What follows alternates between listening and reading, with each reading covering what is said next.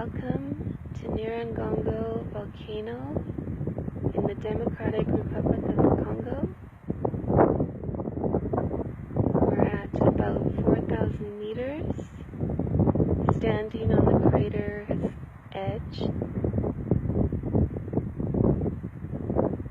The pictures won't do it justice, and neither will the sound, but it's so beautiful, and it almost sounds like the ocean.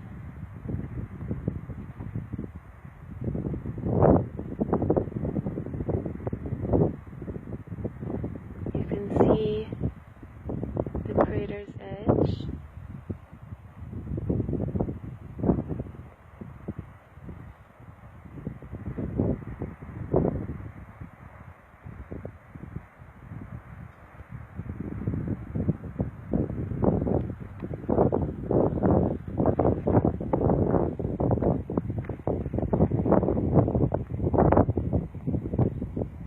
And this is where we slept.